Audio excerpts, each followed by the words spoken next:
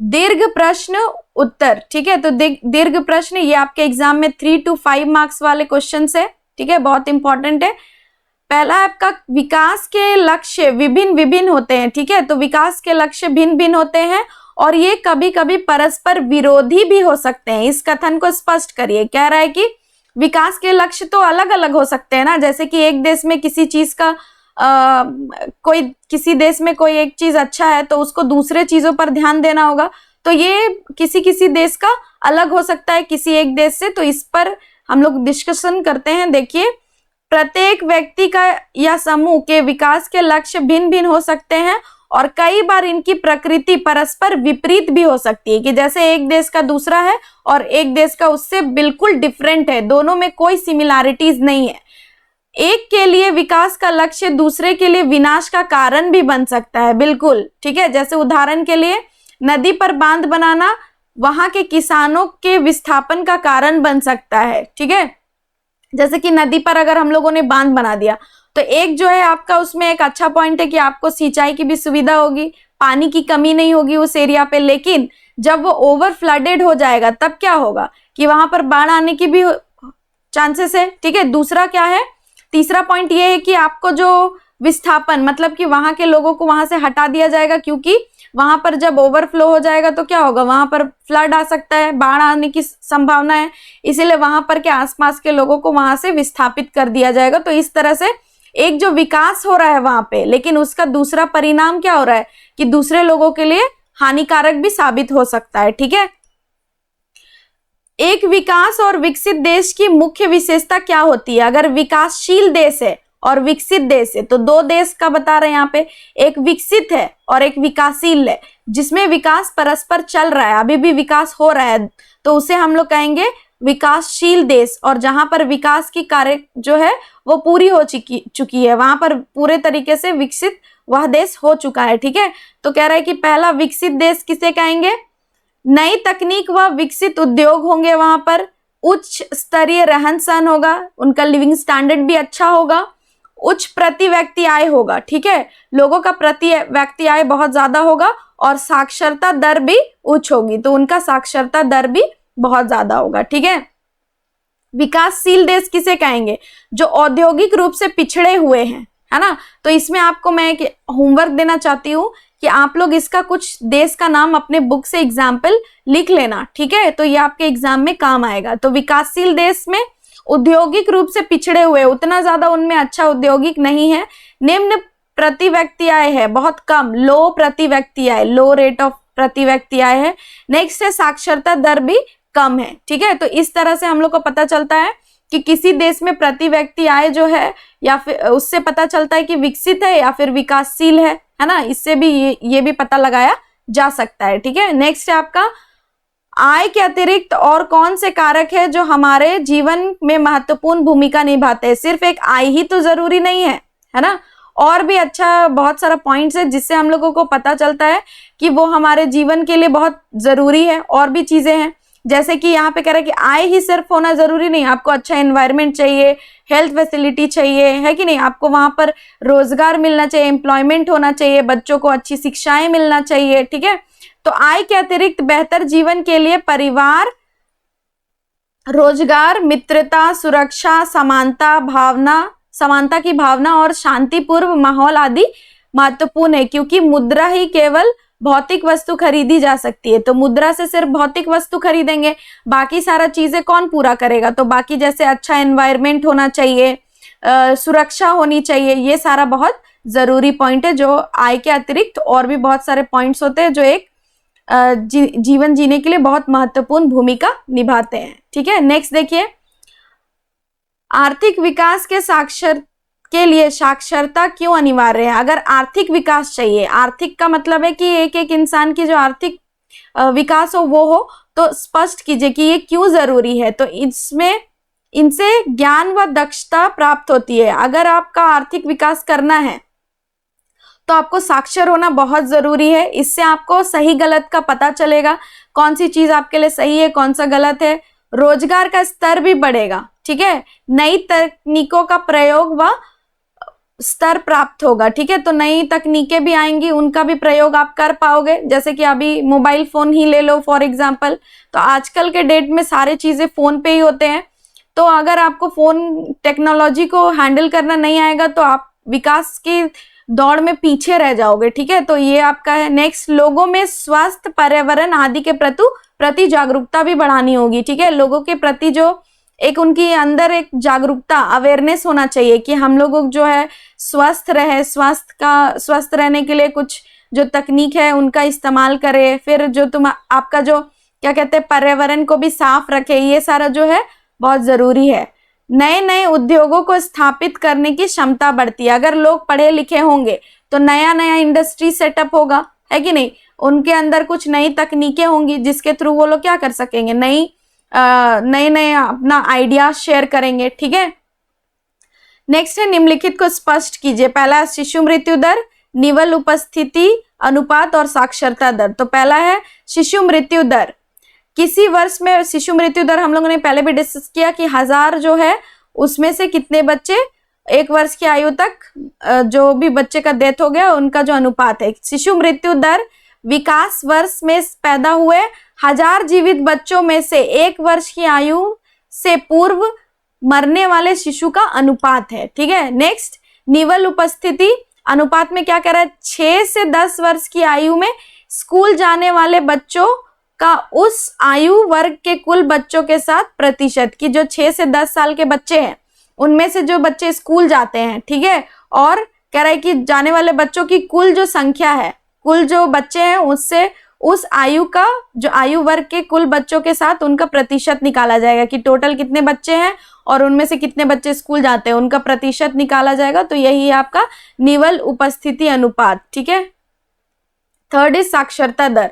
तो साक्षरता दर क्या होता है, किसी देश अथवा राज्य की साक्षरता दर वहां के कुल लोगों के जनसंख्या व पढ़े लिखे लोगों के अनुपात को कहा जाता है, ठीक है। अधिकांश यह प्रतिशत में दर्शाया जाता है ज्यादातर, परंतु कभी कभी इसे प्रति कोटि या फिर प्रति 1000 पर भी दिखाया जाता है। तो वहां पे जो साक्षरता दर है, साक्षरता दर से यही तात्पर्य है कि वहां के लोग कितने शिक्षित है, कितने पढ़े लिखे हैं, ठीक है। नेक्स्ट आपका 6 नंबर में विकास की धारणीयता से क्या मतलब है। तो विकास की धारणीयता जल के उदाहरण की मदद से समझाए। तो देश या विश्व की विकास, जो देश है या फिर विश्व है उसकी विकास होता है और बल्कि भविष्य में भी भावी पीढ़ी के लिए स्तर बने रहे। मतलब कि जो ये दिन प्रतिदिन जो है इसमें विकास चलता रहे। धारणीयता का मतलब है कि कंटिन्यूअस प्रोसेस होता रहे, ये खत्म ना हो जाए कि आज हुआ कल नहीं हुआ, तो ये विकास नहीं कहलाएगा। विकास में कंटिन्यूअस प्रोसेस चलता रहेगा और आने वाली पीढ़ी तक भी ये स्तर बना रहेगा। तो यहाँ एग्जाम्पल है जैसे कि भूमिगत जल एक प्राकृतिक संसाधन है या नवीकरणीय योग्य संसाधन है। इसका उपयोग सही प्रकार से करें जिससे भावी पीढ़ी उपयोग कर सकते हैं और जल की गुणवत्ता को नहीं घटने दे। जैसे कि हम लोग जो रेन वाटर हार्वेस्टिंग कर सकते हैं, जो जल का बारिश वाला जल है उसको संग्रहण कर सकते हैं, उसका पुनः प्रयोग भी कर सकते हैं आप छोटे मोटे काम में, जैसे आपके गार्डनिंग में वाटर देना हो, ये सारे काम में आप ला सकते हैं। तो ये आप करके आप क्या कर सकते हो, जल को बचा सकते हो ताकि आने वाले पीढ़ी भी जल का इस्तेमाल कर सके, ठीक है। नेक्स्ट है 7 नंबर, एक विकासशील देश विकसित देश के साथ तुलना के लिए 2 आधारभूत मापदंड क्या होंगे। तो पहला राष्ट्रीय आय, कि अगर आप 2 देश है, एक विकसित देश है एक विकासशील देश है, तो उनका जब आप क्या करोगे, उनको जब आप उनके बीच में तुलना करोगे तो कैसे कर पाओगे। राष्ट्रीय आय देखोगे, प्रति व्यक्ति आय देखोगे और मानव विकास सूचकांक की कितना विकास हो रहा है, ठीक है। जन सुविधाओं का क्या अर्थ है, जन सुविधा से आप क्या समझते हैं। तो हम लोगों ने पहले भी डिस्कस कर लिया, जन सुविधाएं वे सुविधाएं होती है जो मानव के जीवन को बेहतर बनाने के लिए सरकार द्वारा प्रदान की जाती है। जैसे कि राशन वितरण एक इसका एग्जाम्पल है। भारत में जन सुविधा का नाम लिखिए। तो भारत में कुछ जन सुविधाएं हैं जिनका नाम लिखने के लिए कह रहा है, जीवन विकास के लिए आवश्यक है, ठीक है। ये सुविधाएं और सेवाएं सरकार द्वारा उपलब्ध की जाती है और इसमें कौन कौन सी आएंगे, जैसे रक्षा, अस्पताल, गली में लाइट, पुलिस, सरकारी विद्यालय, प्रदूषण मुक्त पर्यावरण, परिवहन, संक्रमण, बीमारी से बचाव। ये सारा कौन करेगा? सरकार का रिस्पॉन्सिबिलिटी है कि अपने देश के लोगों के लिए ये सारी सुविधाएं वो प्राप्त कराएं। ठीक है, नेक्स्ट है विकास क्या होता है। विकास के दो पहलू क्या है? विकास जो है जीवन के प्रति प्रगति एवं सुधार को बतलाता है कि आपके जीवन में जीवन जो है उसमें कितनी प्रगति हो रही है, क्या सुधार हो रहा है। ठीक है, तो विकास के जो पहलू है, अलग अलग लोगों के लिए विकास के लक्ष्य भिन्न होते हैं। जैसे कि आपके लिए विकास का लक्ष्य अलग होगा, आपके दोस्त के लिए विकास का लक्ष्य अलग होगा। एक के लिए विकास परंतु दूसरे के लिए नहीं हो सकता है। ठीक है, तो दो पहलू है कि एक के लिए तो विकास हो सकता है पर दूसरे के लिए नहीं हो सकता है। हम लोग ये एग्जांपल से देखें कि कहीं पे अगर डैम बनाया जा रहा है तो वहां के आसपास के लोगों को क्या किया जाएगा? हटाया जाएगा। तो जिससे क्या होगा कि एक के लिए तो विकास है पर दूसरे के लिए है क्या, ये आपको देखना पड़ेगा। ठीक है, नेक्स्ट उदाहरण है उद्योगपति बिजली पाने के लिए अधिक बांध चाहते हैं। ठीक है, तो बांध बनाकर ये लोग हाइड्रो इलेक्ट्रिसिटी जनरेट करेंगे, परंतु इससे किसान के मकान व खेती के लिए जमीन जलमग्न हो सकती है। तो वहां पर का जो आसपास का इलाका है वो जलमग्न हो सकता है, फ्लड आ सकता है वहां पे। ठीक है, नेक्स्ट देखिए 10 नंबर, मध्य पूर्ण के देश के प्रति आय अधिक होने के बावजूद उन्हें विकास क्यों नहीं कहा जा सकता?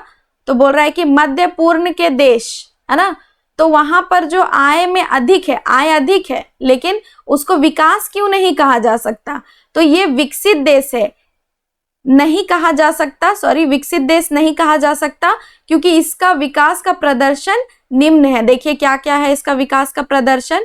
तो पहला है कि अधिकांश देश में बोलने से अभिव्यक्ति की स्वतंत्रता नहीं है। बहुत सारे देश में अभी भी बोलने की स्वतंत्रता नहीं है, अभिव्यक्ति की स्वतंत्रता नहीं है, फ्रीडम ऑफ स्पीच नहीं है। ठीक है, तो पुरुषों को और महिलाओं के साथ सामान्य व्यवहार नहीं किया जाता है, पुरुष के साथ अलग बिहेव रखते हैं और महिलाओं के साथ अलग। तो ये भी एक टॉपिक है जिसके वजह से अगर वहां का प्रति व्यक्ति आय अधिक भी है लेकिन भी वहां उस देश को विकसित देश नहीं माना जाएगा। एक धर्म के लोग के साथ भेदभाव है, कास्टिसिज्म है। ठीक है, जैसे आपने अफ्रीका में भी देखा है। साक्षरता दर भी कम है लोगों में और लोगों के बीच असमानताएं हैं, कुछ लोग बहुत अमीर कुछ लोग बहुत गरीब। स्वास्थ्य सूचक अच्छा नहीं है, अगर कहीं जो है बहुत अच्छा वहां का कह सकते हैं कि वहां बहुत ज्यादा प्रति व्यक्ति आए हैं, परंतु वहां का जो मृत्यु दर है, शिशु मृत्यु दर, जैसे हम लोग हरियाणा, बिहार और आपका ये केरल का एग्जाम्पल लिए हैं बुक में, तो उसमें भी आप देख सकते हो कि किसी में बहुत अच्छा है किसी का बहुत खराब है। तो उससे भी पता चल सकता है कि वहां का देश, वहां का जो राज्य है वो कितना विकसित है। ठीक है, तो यहाँ पे देश के लिए बोला जा रहा है तो देश के कॉन्टेक्स्ट में आप देखोगे। नेक्स्ट है सार्वजनिक वितरण प्रणाली क्या है, इसके दो लाभ का वर्णन कीजिए। सार्वजनिक वितरण प्रणाली क्या है? तो राशन वितरण करना, ये हम लोगों ने पहले भी डिस्कस कर लिया है। ठीक है, तो उचित मूल्य पर गरीबों को राशन जो है मुहैया कराती है सरकार, जैसे गरीबों को कम मूल्य पर राशन देना, गरीबों के लिए स्वास्थ्य एवं पोषण का स्तर को सुधारना और समय समय पर स्वास्थ्य शिविर वगैरह लगवाना, कैंप वगैरह, जिसमें लोग क्या कर सके, अपने स्वास्थ्य सुविधाएं का इलाज करा सके। ठीक है, नेक्स्ट है आर्थिक विकास के लिए साक्षरता क्यों अनिवार्य है? अगर आर्थिक विकास करना है तो साक्षरता जरूरी है, ये हम लोगों ने पहले भी डिस्कस कर लिया है। ठीक है, नेक्स्ट देखते हैं प्रति व्यक्ति आय तथा मानव विकास सूचकांक अवधारणाओं की व्याख्या करें। तो मानव विकास सूचकांक तथा प्रति व्यक्ति आय HDI शैक्षणिक स्तर सूचकांक, स्वास्थ्य स्थिति सूचकांक, प्रति व्यक्ति औसत, प्रति व्यक्ति आय देश के औसत आय देश की कुल संख्या और जनसंख्या से भाग देकर निकाली जाती है। तो किसी भी देश का सूचकांक, विकास सूचकांक निकालने का बहुत सारा तरीका है, प्रति व्यक्ति आय से, शैक्षणिक दर से, कितने लोग वहां पर शिक्षित है, साक्षरता दर क्या है, स्वास्थ्य स्थिति क्या है, ये सबसे हम लोग किसी भी देश की या फिर किसी भी मानव की आर्थिक विकास सूचकांक निकाल सकते हैं। ठीक है, नेक्स्ट आगे देखिए सार्वजनिक सुविधाओं के किन्हीं 3 मुख्य उपयोग को उजागर कीजिए। तो सार्वजनिक सुविधाएं जो सरकार उपलब्ध कराती है उसमें 3 जो मुख्य विशेषताएं हैं, उपयोगिता है, उसको आपको बताने को कह रहा है।